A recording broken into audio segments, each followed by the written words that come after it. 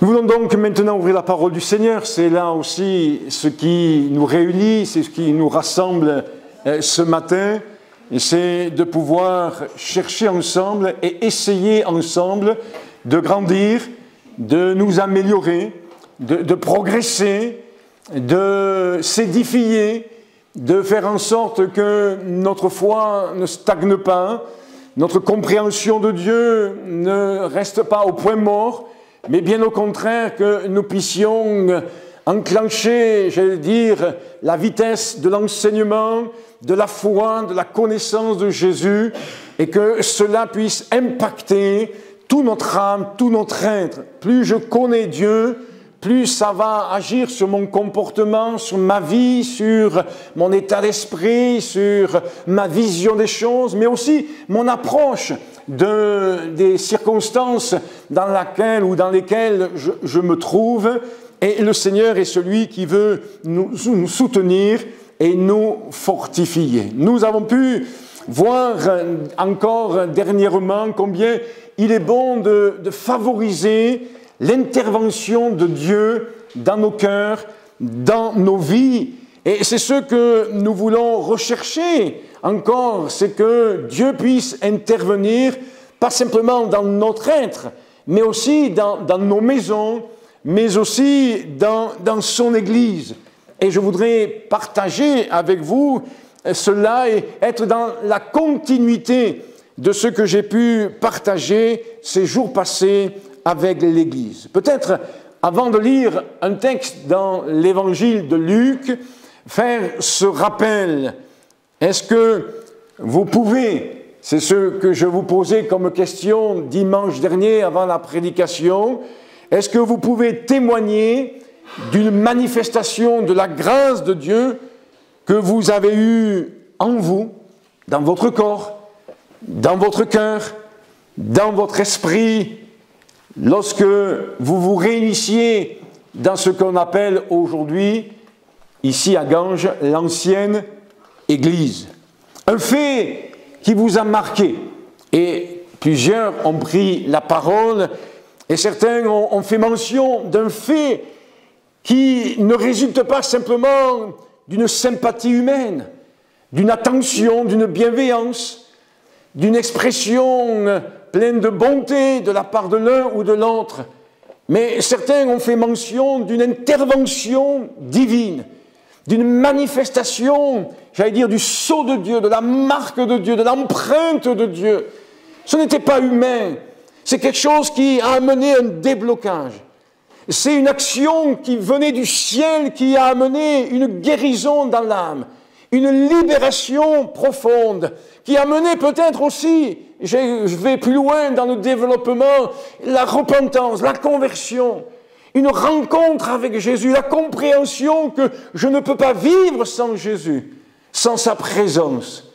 Et tout cela ne peut venir que du ciel.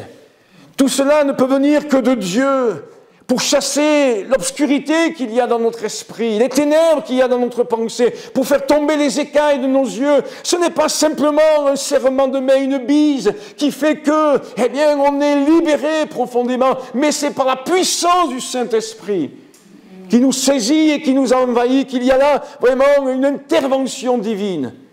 Et je voudrais encore, si vous me le permettez, insister là-dessus ce matin. C'est ce que nous appelons communément, peut-être un peu d'une manière simpliste, certains diront, mais une expérience personnelle que nous ne pouvons que retenir, qui marque notre vie, qui marque peut-être le départ d'une relation avec Dieu, qui marque peut-être un tournant dans notre croissance spirituelle, qui marque un développement spirituel. Certains ont pu parler d'éclairage, peut-être de compréhension, une compréhension rafraîchie, renouvelée, ou peut-être améliorée, développée. Mais ce n'est pas simplement d'un éclairage dont je veux parler ce matin. Ce n'est pas simplement le fait de percevoir avec nos sentiments certaines choses, mais c'est de permettre à Dieu de nous bousculer, d'intervenir en nous et de déposer en nous quelque chose qui vient d'en haut, comme je l'ai dit précédemment. C'est pourquoi je parle, et je parlerai ce matin, d'intervention de Dieu, d'une action surnaturelle qui ne peut être produite que par le Saint-Esprit. Et je voudrais m'appuyer sur un texte que nous trouvons dans Luc, au chapitre 3. Et nous lirons à partir du verset 7 pour cerner ou se replonger dans le contexte. C'est Jean-Baptiste qui parle. Nous l'avons médité dernièrement, le début de l'intervention de Jean-Baptiste, lorsqu'il fait mention qu'il est la voix qui crie dans le désert pour aplanir les sentiers. Et à partir du verset 7, il est dit qu'il disait donc à ceux qui venaient en foule pour être baptisés par lui, Luc 3, verset 7, « Race de vipères, qui vous a appris à fuir la colère à venir ?» Produisez donc des fruits dignes de repentance ou de la repentance, et ne vous mettez pas à dire en vous-même, « Nous avons Abraham pour père. » Car je vous déclare que de ces pierres, Dieu peut susciter des enfants à Abraham. Déjà même, la cognée est mise à la racine des arbres. Tout arbre donc qui ne produit pas de bons fruits sera coupé et jeté au feu. La foule l'interrogeait, disant, « Que devons-nous donc faire ?» Il leur répondit, « Que celui qui a 2 tuniques partage avec celui qui n'en a point, et que celui qui a de quoi manger agisse de même. » Il vint aussi des publicains pour être baptisés, et lui dirent, « Maître, que devons-nous faire ?» Il leur répondit, « N'exigez rien au-delà de ce que vous a été ordonné, de ce qui vous a été ordonné. » Des soldats aussi lui firent la même question. Et il leur répondit, « Ne commettez ni extorsion, ni fraude envers personne, et contentez-vous de votre solde, de votre salaire. » Comme le peuple était dans l'attente et que tous se demandaient en eux-mêmes si Jean n'était pas le Christ, il leur dit à tous, « Moi, je vous baptise d'eau. Mais il vient celui qui est plus puissant que moi, et je ne suis pas digne de délier la courroie de ses souliers. Lui, il vous baptisera du Saint-Esprit et du feu. » Alléluia. Jean présente Jésus comme étant celui qui est plus puissant. Et il est fait mention de la puissance de Dieu, de la grandeur de Dieu. Ce qui nous amène à mettre en parallèle ce passage du livre des Actes des Apôtres où Jésus dira « Vous recevrez une puissance, le Saint-Esprit survenant sur vous. » Et je veux m'appuyer sur cette phrase de Jean-Baptiste pour développer ce matin avec vous le fait que nous devons aspirer, rechercher, désirer ardemment cette intervention pleine et entière de Dieu dans notre vie, dans notre maison et dans l'Église de Jésus-Christ, voire autour de l'Église du Seigneur Jésus-Christ. Il dira, lui, il vous baptisera du Saint-Esprit et de feu. Oui, une intervention puissante de Dieu est mentionnée là. Quand nous regardons au contexte, il est décrit plusieurs catégories de personnes, plus ou moins dures de cœur, plus ou moins hostiles, indifférents, méprisants, les soldats usés d'autoritarisme. Et on pourrait là développer quelques caractéristiques de chacune de ces personnes ou de ces groupes de personnes qui viennent vers Jean-Baptiste, au point que Jean-Baptiste ne va pas y aller avec le dos de la cuillère. Et il les traite de race de vipères. Vous avez du venin. Et vous pouvez imaginer, comme moi, tout ce que cela peut signifier.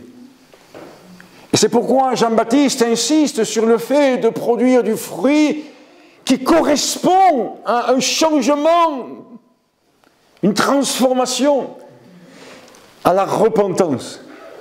Et nous savons que la repentance, ce n'est pas simplement le fruit d'une volonté humaine, mais c'est le fruit d'une action du Saint-Esprit. Car le Saint-Esprit, il nous convainc de péché. Il nous révèle notre misère. Il nous révèle notre indignité, il nous révèle notre souillure, il nous révèle notre désobéissance, il nous révèle notre dureté de cœur, il nous révèle tout ce qui peut être ténébreux en nous. Et c'est devant cette conviction, comme nous le lisons dans le psaume 51, que nous disons oui, j'ai péché. Comme nous le lisons dans le Luc chapitre 15, où ce jeune homme dit « Oui, j'ai péché contre le ciel et contre mon prochain ». Que l'Esprit de Dieu nous amène ensuite à cette intervention glorieuse, merveilleuse, extraordinaire. Comment ne pas glorifier Dieu pour cette intervention qui nous amène à nous repentir et à être au bénéfice de son pardon. Et pas simplement de son pardon, de cette délivrance.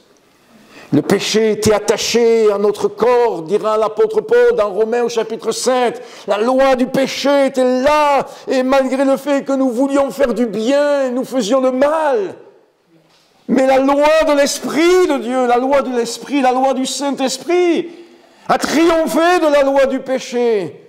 Quelle grâce! Je sais que ce que je vous dis, pour la plupart d'entre vous, vous le savez. Mais est-ce que nous sommes renouvelés dans cette considération, dans cette compréhension, dans cette grâce, dans ce miracle? Ce n'est pas simplement le fait d'exprimer une phrase. Les gens se convertissent à des religions simplement en disant une phrase. Et souvent le cœur n'y est pas. L'esprit n'y est pas, la vérité n'y est pas. C'est une bonne intention, c'est pour faire, accomplir la formule.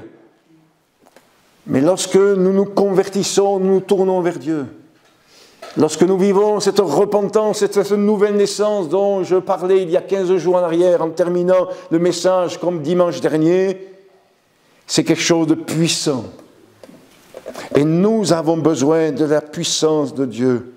Il dit ceci, il vous baptisera du Saint-Esprit et de feu. Quand nous regardons à l'histoire du peuple d'Israël dans l'Ancien Testament, elle est jalonnée de l'intervention divine sous la manifestation du feu. Je fais appel à votre connaissance de la Bible, sans grandement développer ces choses-là, mais commençons en mentionnant le buisson ardent que Moïse voit devant lui. Et cette manifestation surnaturelle de Dieu, puissante, surprenante, miraculeuse, étonnante, se fait au travers du feu. Au point que Moïse va être là interpellé, repris et marqué. Marqué. Vous le savez, je ne veux pas extrapoler la parole de Dieu. Mais permettez-moi d'imaginer ceci, c'est que Moïse, pendant tout son cheminement, pendant toutes les démarches auprès de Pharaon, pendant tous les moments d'incompréhension parmi le peuple d'Israël, pendant tous les moments où il y a eu là du murmure, pendant tous les moments où il a dû faire face à différentes situations, quelque part, puisque l'homme est homme et que quelque part on pense toujours pareil, on fonctionne tous pareil, hommes et femmes, je me dis, il n'a jamais pu oublier ce moment-là, de ce buisson ardent, où l'appel de Dieu a retenti, où la marque de Dieu s'est imprimée à son esprit, à son cœur, où la vocation, et Dieu nous dit dans sa parole, nous aussi dans le Nouveau Testament, que nous avons été appelés à rentrer dans cette vocation divine, dans ce salut. Et je ne peux pas oublier ces fois où Dieu a touché puissamment mon cœur. Même à l'âge de 7-8 ans, lorsque j'étais en colonie de vacances, alors que la croix était annoncée, proclamée, j'étais au fond de la salle, dans ce chalet, dans cette colonie de vacances, à Nef, dans les Hautes-Alpes. Et là, eh bien, je ne sais comment ça s'est produit, mais ça s'est produit. Eh bien, l'Esprit de Dieu m'a saisi, et le tout petit cœur que j'avais de 8 ans, eh bien, a été saisi. Je me suis mis à pleurer, à ressentir ma misère, mon péché, à répéter sans cesse, mais pardonne-moi, Seigneur, pardonne-moi, Seigneur, pardonne-moi. Je veux que ton sang me lave, que ton sang me lave, etc. Et je suis ressorti de ce lieu marqué par le Saint-Esprit. Et ce ne fut pas la seule fois. Je pourrais vous citer encore d'autres fois. Même après la conversion, même après le baptême d'eau par immersion, même après le fait que nous avons pu pour une première fois parler en langue, être immergés dans l'Esprit de Dieu, eh bien nous avons besoin de ces interventions. Et elles sont souvent dans l'Ancien Testament manifestées par ce feu.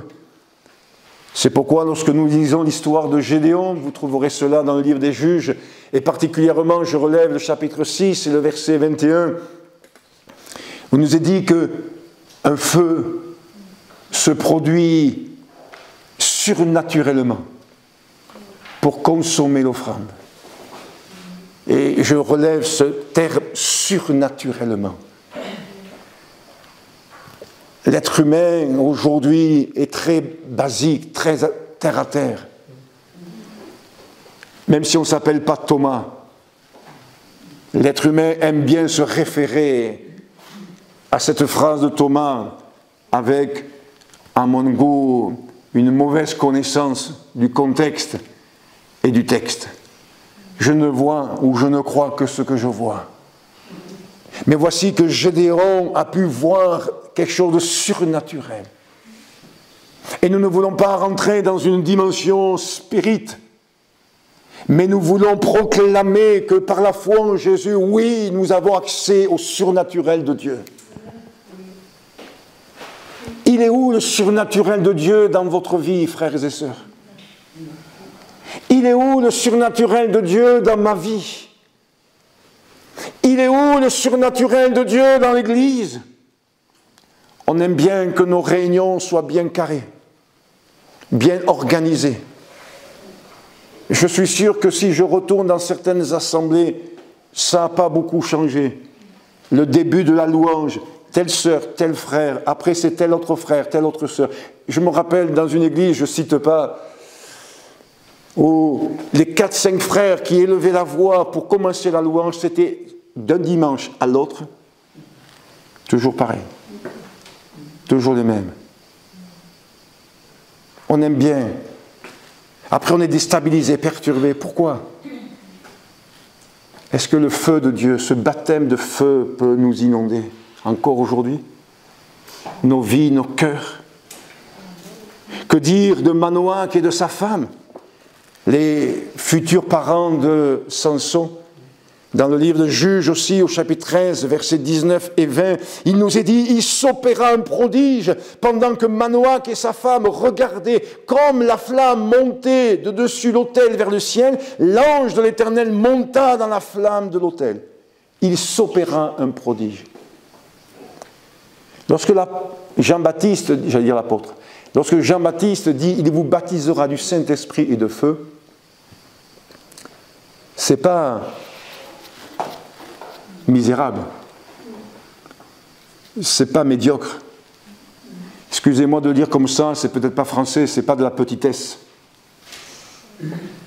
C'est pas quelque chose qui est du domaine des miettes, du domaine de la misère. C'est puissant, c'est fort.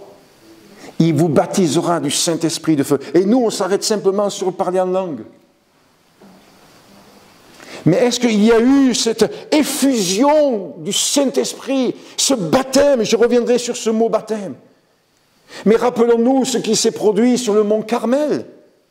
Lorsqu'Élie convoqua le peuple d'Israël, le but c'était quoi? Que l'on sache aujourd'hui, dira Élie, que tu es Dieu en Israël. Frères et sœurs, on ne se retrouve pas dans le même souhait. Il n'y a pas en nous ce même but que l'on sache aujourd'hui en France que tu es le seul Dieu. Et on veut convoquer tous ces gens qui prétendent connaître Dieu. Ces Baals, ces prophètes d'Astarté. Mais nous ne pouvons pas par nous-mêmes. Élie ne pouvait pas par lui-même. Sa théologie n'était pas suffisante. Sa connaissance de Dieu lorsqu'il était près du torrent de Kérit n'était pas suffisante. Ces temps de retraite spirituelle que Dieu lui a donnés l'ont fait grandir dans sa relation avec Dieu. Mais pour que ce peuple puisse connaître et savoir que Dieu est Dieu, il fallait une intervention du ciel. Il fallait une manifestation surnaturelle venant de Dieu d'en haut. Et il fallait ce feu qui allait consumer ce sacrifice, cet autel que Élie avait dressé. Et la prière d'Élie, c'est « Réponds-moi, Éternel, réponds-moi ». J'aime bien cette répétition du mot « Réponds-moi, Éternel, réponds-moi ». Il y a vraiment là une ardeur, un désir, une passion. Et quand nous voyons eh bien, la situation spirituelle, l'occultisme, les ténèbres, le voile, l'indifférence, le mépris, on veut insister auprès de Dieu. Et en prêchant, je prie en même temps. Et ces phrases qui montent maintenant de mon cœur, eh bien, pour vous, elles montent aussi vers Dieu en disant « Oui, Seigneur, réponds-nous » Et vous pouvez dire « Amen ». Réponds-nous, Éternel, réponds-nous afin que ce peuple reconnaisse que c'est toi, Éternel, qui est Dieu.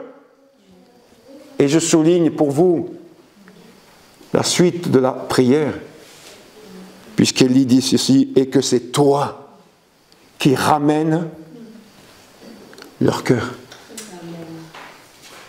Vous pouvez faire toutes les bassesses qui existent. Vous pouvez vous aplatir.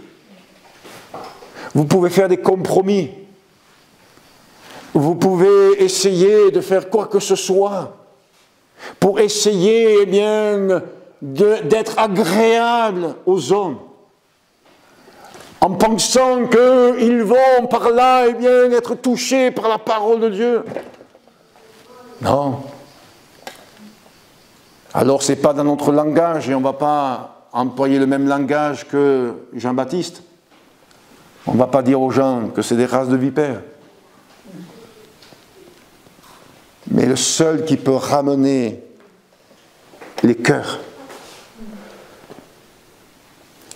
c'est Dieu.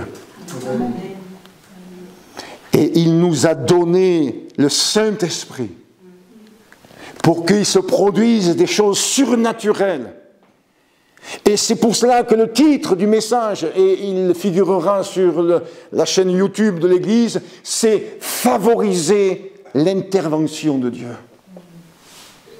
Parce que cette effusion du Saint-Esprit, ce baptême du Saint-Esprit de feu, ne peut venir que si j'en suis désireux, si j'agis d'une manière favorable, et ça sera les dernières paroles du message de ce matin.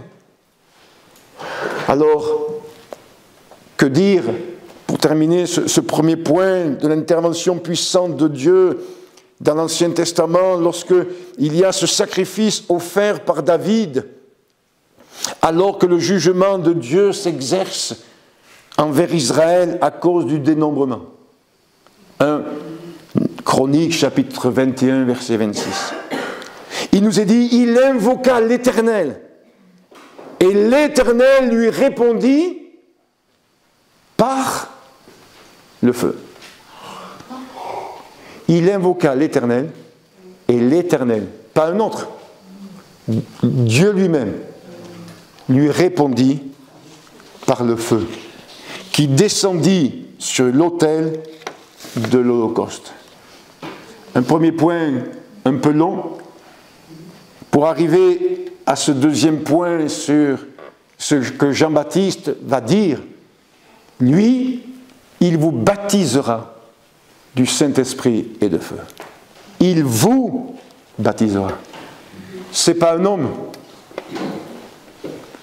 Vous allez me dire, oui, mais on le sait. Oui.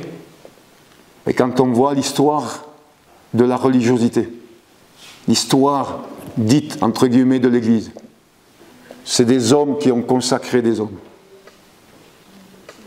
C'est des hommes qui ont déclaré que des hommes ou des femmes avaient tel service, tel appel. Mais permettez-moi de rappeler quelque chose dans lequel j'ai grandi lorsque je me suis converti dans ce mouvement des Assemblées de Dieu, où on disait ceci, l'appel, il vient de Dieu. Et ce n'est pas parce que tu es sympathique avec les jeunes, ce n'est pas parce que tu sais parler en public, ce n'est pas parce que tu as des capacités de communication qu'obligatoirement tu es appelé à prêcher. L'appel, ça vient de Dieu. Le don de Dieu. C'est pour ça que la Bible nous enseigne, et ce qu'on met des fois en avant dans ce domaine-là, les ministères dons. Et nous avons besoin de considérer ces choses-là aujourd'hui. Parce que ce n'est pas un homme qui consacre un homme ou une femme à un service. Ce n'est pas parce que j'ai de bonnes intentions que... Non, c'est parce que c'est Dieu qui appelle. Comme Dieu a appelé Élie, Dieu a appelé Élisée, Dieu a appelé les apôtres, etc. Le baptême dont Jean-Baptiste fait mention, nous devons quand même comprendre que ce n'est pas un vain mot, le baptême. Une immersion, le fait d'être plongé dans, elle est profonde, l'image du baptême. Et la réalité qui la précède, en ce qui concerne particulièrement le baptême d'eau, par immersion. Quand nous étudions et quand nous préparons quelqu'un au baptême d'eau, par immersion, on met l'accent sur la profondeur du geste, qui est le reflet de la profondeur spirituelle de Dieu, de l'œuvre de Dieu dans la vie de la personne. Ce n'est pas simplement le fait d'adhérer à une communauté, le baptême. Alors je ne vais pas développer cela. Mais je mentionne cela pour vous dire, frères et sœurs, chers amis, combien, lorsque Jean-Baptiste parle du baptême du Saint-Esprit et de feu, qui est quelque chose de tout nouveau pour l'auditoire. C'est quelque chose de tout nouveau pour ce public-là. Le baptême d'eau, non, parce que c'était une pratique. C'est pour cela que le baptême de Jean-Baptiste est appelé souvent le baptême de repentance. Et le baptême fait au nom du Père, du Fils et du Saint-Esprit, eh bien, selon l'enseignement de Jésus, et le baptême de la régénération, parce qu'il nous fait mention de la nouvelle naissance.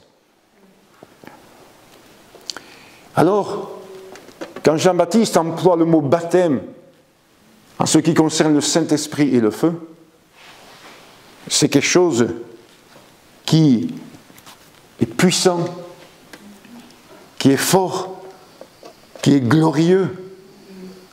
Je ne vais pas développer tout ce qui nous amène à considérer la signification de ce feu, mais je pense que vous êtes aptes à le faire vous-même. Le feu éclaire, le feu purifie, le feu sanctifie. Mais je m'attarderai sur cette dimension-là. Il vous baptisera du Saint-Esprit et de feu. Excusez-moi d'insister là-dessus. Est-ce que je favorise dans ma vie personnelle, est-ce que je favorise dans la vie de l'Église, dans le cas des réunions de l'Église, cette occasion que Dieu nous donne dans sa grâce, d'être immergé, d'être plongé, d'être imbibé. Moi, je souris toujours quand il y a un baptême d'eau par immersion dans l'église. Les gens savent qu'ils vont être plongés dans l'eau. Et pourtant, ça les surprend toujours. Ça les surprend toujours. Ça surprend toujours un bébé lorsque vous le douchez, vous le baignez plutôt dans sa baignoire et que vous le plongez dans l'eau comme ça pour que, eh bien, il soit tout mouillé. Ça surprend. Ça étonne. Et que Dieu fasse que nous soyons encore aujourd'hui étonnés par l'effusion du Saint-Esprit. Pourquoi retenir son parler en langue? Pourquoi retenir lorsque le Seigneur nous saisit, veut nous vivifier? Parce que c'est l'Esprit qui vivifie. Pourquoi? Alors que Dieu veut nous immerger. Alors que Dieu veut nous plonger. Oh, on chante facilement, plonge-moi dans ta rivière. Oh oui, il est un fleuve coulant du cœur de Dieu. On aime bien, parce que quand il fait chaud comme ces jours-ci, ça peut nous aider peut-être. Mais ce n'est pas qu'une question de rafraîchissement physique, c'est un rafraîchissement spirituel. Et quand nous considérons ce que le feu peut produire comme dynamisme, comme zèle, comme ardeur, on comprend pourquoi, je le disais en introduction, Jésus va dire, vous recevrez une puissance, le Saint-Esprit, nous savons, je ne vous apprends rien, mais on veut se rappeler ces choses-là, que cette puissance, c'est une dynamique, ça donne un dynamisme. Pourquoi de la pauvreté, alors que Dieu nous donne du dynamisme? Pourquoi, de la crainte alors que Dieu nous donne du dynamisme par son esprit? Pourquoi, de la crainte alors que, le Seigneur nous saisit par son esprit? Alors, je termine en se posant cette question dans un troisième temps. Qu'en est-il de nous? Favorisons-nous l'intervention de Dieu au travers de son feu? Est-ce que le feu de Dieu nous saisit? Est-ce que Dieu peut intervenir comme il veut en nous? Le jour de la Pentecôte, les disciples n'avaient pas prévu cela.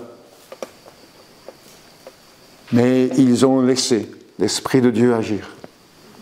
Et quand vous relisez les premiers chapitres du livre des Actes des Apôtres, vous apercevez que plusieurs fois, ils ont favorisé l'action du Saint-Esprit. Ils n'ont pas cherché simplement à se plaindre de la persécution, à se plaindre de l'opposition.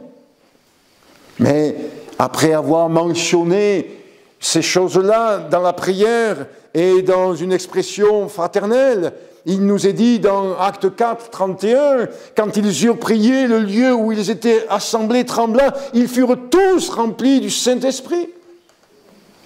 Et ils annonçaient la parole de Dieu avec assurance. Le feu du Saint-Esprit leur a donné un nouvel élan. Que Dieu nous aide en cela. Je cite quelques témoignages, quelques exemples bibliques et je conclus par là. Saül, ce premier roi en Israël, 1 Samuel chapitre 10. Il va suivre les directives que lui donne Samuel. Samuel lui dit, voilà, quand tu m'auras quitté, vous savez, c'est cette rencontre où Saül avait perdu ses ânesses plutôt, et donc il va aller voir le voyant, comme on l'appelait à l'époque, d'accord, Samuel, et le rendez-vous divin est là. Le rendez-vous de Dieu est là. Et donc, Samuel lui donne quelques directives, et il va suivre. Ça m'interpelle. Dieu nous donne des directives. Dieu nous dit d'aspirer aux dons les meilleurs. Dieu nous dit d'avoir soif de ces choses-là. Dieu nous dit de prier. Dieu nous donne des directives. Est-ce que nous les suivons? Que Dieu nous aide à aller jusqu'au bout des directives et de les suivre toutes. Alors il nous est dit ceci dans ce chapitre de 1 Samuel. Il nous est dit que Dieu lui donna. Et un peu plus loin, je relève pour vous, il est dit l'Esprit de Dieu le saisit.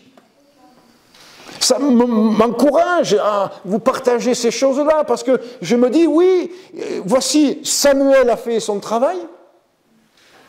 Saül obéit aux directives et Dieu est au rendez-vous. Et Dieu donne. Et l'Esprit de Dieu saisit Saül. Ça me fait penser à cette phrase de l'apôtre Paul qui, parlant de lui, va dire dans Philippiens au chapitre 3, verset 12, « Moi aussi, j'ai été saisi par Jésus-Christ. » Et dans Éphésiens 1, verset 13, il nous est parlé que lors de notre appel, nous avons été scellés, marqués du sceau divin, du sceau du Saint-Esprit, scellés du Saint-Esprit. Qu'il y ait vraiment la marque de Dieu, qu'on dise de toi, on dise de vous, ma sœur, mon frère, mais il y a la marque de Dieu sur sa vie. Il y a le témoignage de Dieu sur sa vie. J'ai médité un peu sur la femme à la perte de sang. Passage très connu. Qui n'a pas entendu une prédication sur la femme à la perte de sang? Qui n'en a pas fait mention lorsqu'il rend témoignage? Elle est touchée par Jésus, vous le savez, d'accord? Non seulement elle va toucher le vêtement de Jésus, mais elle est touchée par Jésus. Et je me dis, mais cette femme, elle a favorisé l'intervention de Christ dans son corps. Et je pense que vous pouvez abonder dans ce sens. Et il nous est dit dans Marc chapitre 5, verset 29, elle sentit dans son corps qu'elle était guérie de son mal. Et j'aime la remarque que fait l'évangéliste quand il dit qu'une force est sortie de Jésus. Et nous savons que la force qui est sortie de Jésus, c'est l'action du Saint-Esprit. C'est par le Saint-Esprit, c'est pas un fluide, c'est pas une aura, c'est pas une influence, je ne sais, imaginaire. Non, non, c'est la puissance du Saint-Esprit. Parce que dans Luc, il nous est dit que Jésus était revêtu du Saint-Esprit, rempli du Saint-Esprit, conduit par le Saint-Esprit, chapitre 3 et chapitre 4. Et voici que, eh bien, la force est sortie de Jésus. Et elle a été délivrée. Elle a été secourue. Et nous avons besoin de comprendre cela, de saisir cela. Elle a favorisé l'intervention de Jésus. Elle a favorisé l'intervention de Jésus dans sa vie. C'est ce que je vous disais en titre tout à l'heure. Favorisons l'intervention de Jésus. Alors, je fais ce parallèle ou ce complément de réflexion. Lorsque les disciples répondent à Jésus, toujours par rapport à cette femme, tu vois la foule qui te presse et tu dis, qui m'a touché? Comme quoi il y a, pour Jésus, toucher et toucher. De quelle manière nous touchons Jésus? Et les disciples n'avaient pas compris qu'on pouvait toucher Jésus au point que la puissance du Saint-Esprit jaillisse de lui. Que Dieu nous aide à nous approcher du Seigneur pour connaître cette dimension surnaturelle, puissante, glorieuse, majestueuse. Les disciples ne savaient pas ce qui les attendait le jour de la Pentecôte. Nous, oui, parce qu'on a la connaissance biblique. Mais eux, ils ne savaient pas. Ils ne savaient pas. Et pourtant, ils attendaient. Et ils ont favorisé, par tous ces 10 jours qui ont précédé l'effusion du Saint-Esprit, de l'ascension à la Pentecôte, ils ont favorisé l'effusion du Saint-Esprit. Alors, frères et sœurs, je le crois, et c'est ma phrase de conclusion, si nous donnons un accès total et entier à Dieu, il fera de nous des hommes ou des femmes utiles entre ses mains, parce que le surnaturel fera partie de notre vie de notre manière de vivre et de notre manière aussi de témoigner pour la gloire et seulement pour la gloire de notre Seigneur Jésus-Christ. Vous voulez qu'on lui demande au Seigneur de nous aider à rentrer un peu plus dans cette dimension de l'esprit. Seigneur, quand je lis ta parole, je n'aspire que ces choses-là.